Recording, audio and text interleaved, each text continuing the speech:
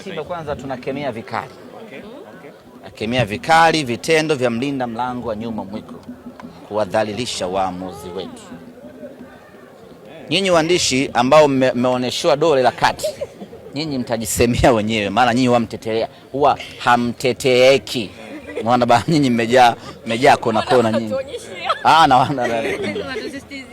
Nyinyi mtajijua wenyewe. Kama na nyinyi mmeridhika kuoneshewa dole la kati na mnaona sawa kabisa, basi nyinyi endeleeni kufurahia. Lakini kama na nyinyi mnajitambua vizuri, mnapaswa kutoa tamko kali la kunaani unyanyasaji wa namna ile. Kama mna chama chenu, kama mna umoja wenu, mnatakiwa mtoe tamko kali la kulaani mara moja vitendo vile, na ikiwezekana kutofanya kazi na watu ambao hawatambui thamani na umuhimu wenu. Lakini kwa waamuzi wetu, kitendo anachokifanya yule bwana kutaka kupigana na waamuzi wetu, kushusha hadhi ya waamuzi wetu, ni kitu ambacho hakikubaliki at any cost.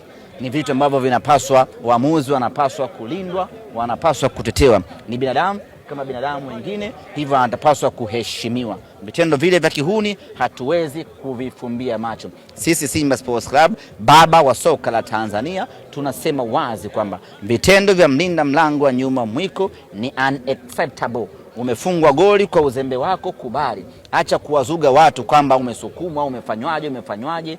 Umefungwa goli, kila mtu kaona goli halali.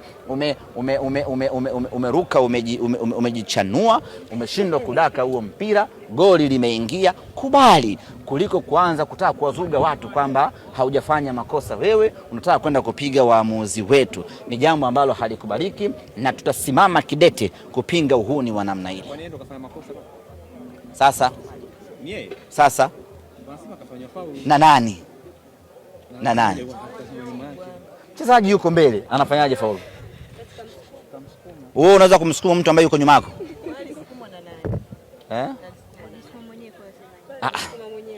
Kusukuma si hivi? Sasa mimi niko mbele yako na kusukumaje?